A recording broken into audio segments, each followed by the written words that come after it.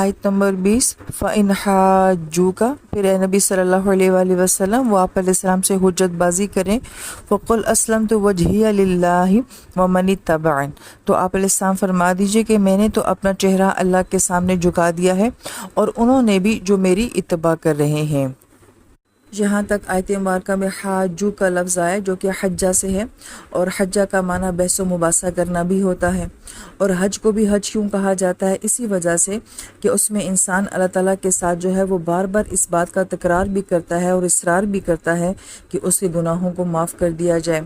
پھر آیت مبارکہ کا جو موضوع ہے کہ وہ لوگ جو کہ دین کے معاملے میں اختلافات کرتے ہیں، جھگڑے کرتے ہیں، بحث و مباحثہ کرتے ہیں، تو ان کو کیسے ڈیل کرنا چاہیے؟ تو نبی علیہ السلام جیسی ذات عالی کو کہا گیا کہ آپ نے صرف دو جواب دینے ہیں، ایک آپ نے یہ کہنا ہے کہ میں نے اپنے آپ کو اللہ تعالیٰ کے لیے خالص کر لیا ہے، اور دوسرا یہ کہ میری اتباع کرنا ضروری ہے۔ جو ان دو باتوں کے اوپر آ جائے گا تو ہر قسم کا اختلاف اور جھگڑا خود بخود ختم ہو جائے گا، اور جو ان دو باتوں کو نہیں مانے گا تو یہ اختلاف اور یہ جھگڑے کبھی بھی ختم نہیں ہو سکیں گے۔ پھر آیت مبارکہ کے اگلے حصے میں اللہ تعالیٰ فرماتے ہیں وَقُلْ لِلَّذِينَ أُوتُوا الْكِتَابَ وَالْأُمِّيِّينَ أَأَسْلَمْتُمْ، اے نبی علیہ السلام آپ کہہ دیجئے ان سے بھی کہ جنہیں کتاب دی گئی تھی، یعنی کہ یہود و نصارہ، اور امیین سے بھی کہہ دیجئے کیا تم بھی اسی طرح اسلام لاتے ہو؟ فَإِنْ أَسْلَمُوا، پس اگر وہ کہتے ہیں کہ ہم بھی ایسے ہی اسلام لاتے ہیں، فَقَدْ اهْتَدَوْا، تو وہ ہدایت پر ہو جائیں گے۔ وَإِنْ تَوَلَّوْا، لیکن اگر وہ منہ موڑ لیتے ہیں، فَإِنَّمَا عَلَيْكَ الْبَلَاغُ، تو آپ علیہ السلام پہ ذمہ داری صرف پہنچا دینے کی ہے۔ اب آیت مبارکہ کے اس حصے میں جو ہے وہ دو طرح کے لوگوں سے ڈیلنگ کی بات کی جا رہی ہے۔ ایک طبقہ اولو الکتاب ہے، یعنی کہ پڑھا لکھا طبقہ ہے، اور دوسرے طبقے کو امیین کہا گیا ہے، یعنی کہ ان پڑھ طبقہ کہا گیا ہے۔ لہٰذا اگر تو یہ دونوں طبقات الگ الگ ہوں تو پھر تو ان سے ان کے مزاج اور ان کی عقل کے مطابق بات کی جائے گی، جیسے کہ حدیث پاک کا مفہوم بھی ہے کہ آپ فرماتے ہیں کہ لوگوں سے ان کی عقلوں کے مطابق بات کریں۔ لیکن اگر تو یہ دونوں ایک جگہ اکٹھے ہو جاتے ہیں تو پھر ہمیں کس طرح سے بات کرنی ہے اور کس موضوع کے اوپر بات کرنی ہے، تو ہمیں اس آیت مبارکہ میں اس کا بھی جواب دیا گیا کہ ایسے موقع پہ عقیدے کی بات کی جائے گی، بنیاد کی بات کی جائے گی اور اطاعت کی بات کی جائے گی۔ گویا اس طرح آیت مبارکہ کا یہ حصہ ہمیں یہ بھی بتا رہا ہے کہ عوام الناس میں کس طرح سے بات کرنی ہے اور اس کا اصول کیا ہونا چاہیے۔ تو عام فہم بات کرنی چاہیے، آسان بات کرنی چاہیے، اختلافات میں اور بہت گہری مباحث اور بہت گہری علمی نکات وہ عوام الناس کے سامنے بیان نہیں کرنے چاہیے۔ پھر آیت مبارکہ میں اوت الکتاب کا لفظ بھی استعمال کیا گیا، جس کے بارے میں ہم جانتے ہیں کہ یہ تو یہود و نصارہ ہیں، اور امیین کا لفظ جو استعمال کیا گیا جس کے بارے میں اکثر کی رائے یہی ہے کہ اس سے مراد مکہ کے مشرکین ہیں، کیونکہ ان کے پاس نہ تو کوئی نبی آئے تھے نہ کوئی کتاب آئی تھی، تو ان کو امیین کہا جاتا ہے۔ لیکن یہاں سے ایک اور بات بھی علماء کرام یہ فرماتے ہیں کہ اہل کتاب جو ہوتے ہیں، یعنی کہ علم والے لوگ جو ہوتے ہیں، جو باشعور سطح کے اوپر ہوتے ہیں، یہ طبقہ عوام الناس میں بہت کم ہوتا ہے، اور جو اکثریت لوگوں کی ہوتی ہے وہ ایسی ہی ہوتی ہے کہ جو کہ سادہ مزاج ہوتے ہیں، عام فہم بات سمجھنے والے ہوتے ہیں، اور شعوری لحاظ سے وہ اتنی اعلیٰ سطح کے اوپر نہیں ہوتے ہیں۔ تو اس لیے پھر بات کرنے سے پہلے یہ دیکھا جاتا ہے کہ سامنے والا کیسا ہے، اور سامنے والے کو دیکھ کے پھر اپنی بات کے انداز کو جو ہے وہ اختیار کیا جاتا ہے۔ تو اگر تو باشعور لوگ ہوں گے تو پھر ظاہر بات ہے ان کے سامنے ان کی بات ان کے ذہنی معیار کے لحاظ سے کی جائے گی، اور اگر عام سطح کے لوگ ہوں گے تو پھر ان کی ذہنی سطح کے مطابق ان کے سامنے بات کو پیش کیا جائے گا۔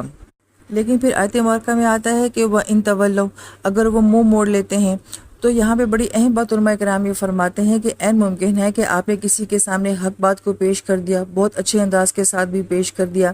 سامنے والے کی ذہنی سطح کو دیکھ کے بھی آپ نے بات کر لی، مگر ضروری نہیں کہ سامنے والا آپ کی بات کو قبول کرے گا، ہو سکتا ہے کہ وہ آپ کی بات کو رد کر دے۔ ہم یہ دیکھتے کہ نبی علیہ السلام سے بہتر بات پہنچانے والے کون تھے، اور جو بات آپ پہنچا رہے تھے ان سے بہتر بات کون سی ہو سکتی ہے، اور جس انداز سے آپ علیہ السلام پہنچا رہے تھے اس سے بہتر انداز کس کا ہو سکتا ہے، مگر سامنے سے کیسا ریئیکشن آتا ہے کہ نہیں مانا جاتا، ٹھکرا دیا جاتا ہے، اور اس بات سے آپ علیہ السلام بھی پریشان ہو جایا کرتے تھے کہ کیا میری دعوت میں کوئی کمی ہے، حالانکہ آپ علیہ السلام کی دعوت میں کسی قسم کی کوئی بھی کمی نہیں ہوتی تھی۔ تو اس آیت مبارکہ میں جو بڑی اہم بات جو کہ ہم جیسے عوام الناس کے لوگوں کے ساتھ متعلق ہے کہ بعض اوقات ہم یہ سمجھتے ہیں کہ ہم نے بہت بیسٹ دیا ہے، بہت بہترین سامنے والے کو پیش کیا ہے، ہم نے اپنی طرح سے ہر طرح کے دلائل بھی دے دیے ہیں، علمی بات بھی کر لی ہے، سب کچھ کر لیا ہے، مگر کیا وجہ ہے کہ سامنے والا جو ہے وہ بات کو قبول نہیں کر رہا؟ تو آیت مبارکہ میں ہمیں اس کا جواب دیا جا رہا ہے کہ ہو سکتا ہے کہ سامنے والا آپ کی کسی بھی بات کو قبول نہ کرے، تو پھر اس صورت میں ریئیکشن کیا ہونا چاہیے؟ تو اللہ تعالیٰ نبی علیہ السلام کو بھی تسلی دے رہے ہیں کہ آپ کی ذمہ داری تو صرف پہنچا دینا تھا۔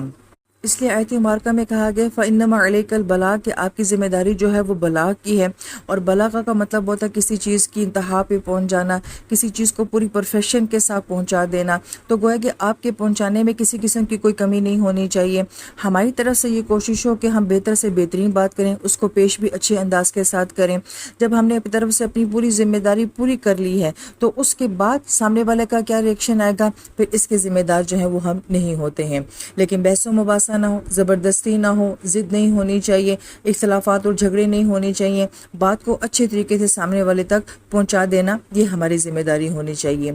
لیکن پھر ساتھ آیت مبارکہ کے آخر میں جب اللہ پاک فرماتے ہیں واللہ بصیر بالعباد کہ اللہ تعالیٰ اپنے بندوں کو دیکھ رہے ہیں، تو اس کے 3 طرح سے معنی علماء کرام نے بیان فرمائے ہیں۔ اس کا ایک خوبصورت معنی تو یہ بیان کیا جاتا ہے کہ کون کیسے دعوت دے رہا ہے، کس طرح سے دعوت دے رہا ہے، اور وہ اپنی دعوت میں کتنی کوشش کر رہا ہے، سامنے والے کا کتنا احساس کر کے دے رہا ہے، اپنی بات کو کس معیار کے ساتھ پیش کر رہا ہے، اللہ تعالیٰ یہ سب دیکھ رہے ہیں۔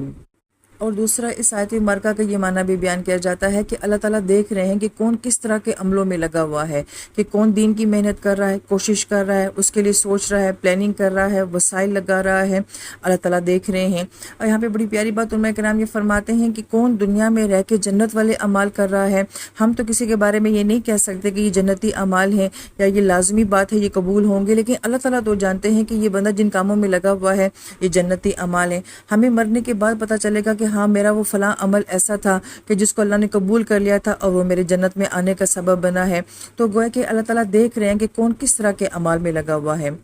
اور ایک تیسرا معنی جو بیان کیا جاتا ہے جو کہ آیت کے موضوع کے مطابق ہے کہ اللہ تعالیٰ دیکھ رہے ہیں کہ کون سا انسان دین کے لیے کیسی محنت کر رہا ہے، کیسی کوشش کر رہا ہے۔ بظاہر اس کو لگ رہا ہے کہ میری بات کا ابھی کوئی اثر نہیں ہو رہا ہے، لیکن وہ بات سامنے والے کے دل کے اوپر کیسے اثر کر رہی ہے، کب اثر کرے گی، کس طرح اثر کرے گی، کس انداز میں اثر کرے گی۔ اور جو انسان بھی دین کے لیے کوششیں کر رہا ہے اس کی کوششوں کے ثمرات جو ہیں وہ کیسے ظاہر ہوں گے۔ تو وقتی طور پہ ہو سکتا ہے کہ ہمیں مایوسی ہو، ہمیں ایسا لگ رہا ہو کہ جیسے کچھ بھی نہیں ہو رہا ہے اور ان تمام باتوں کے کوئی اثرات نہیں ہے، لیکن اللہ تعالیٰ دیکھ رہے ہیں اپنے بندوں کو بھی اور اپنے بندوں کے اعمال کو بھی اور ان کے اثرات کو بھی کہ کب کس بات کا اثر کہاں ہوگا، کیسے ہوگا، کس انداز کے ساتھ ہوگا۔ تو اللہ یہ سب کچھ دیکھ رہے ہیں۔ اور اس بات کو بعض اہل علم نے یوں بھی بیان کیا ہے کہ ہو سکتا ہے کہ ایک انسان بہت محنت کرتا ہے، بہت کوشش کرتا ہے، لیکن اسے کسی قسم کا کوئی ثمر نظر نہیں آتا، اثرات نظر نہیں آتے ہیں، لیکن اللہ کے ہاں وہ ناکام نہیں ہے۔ ہم نوح علیہ السلام کی محنت کو دیکھتے ہیں کہ صدیوں پر محیط ان کی محنت ہے، تو اگر چند لوگ مانے ہیں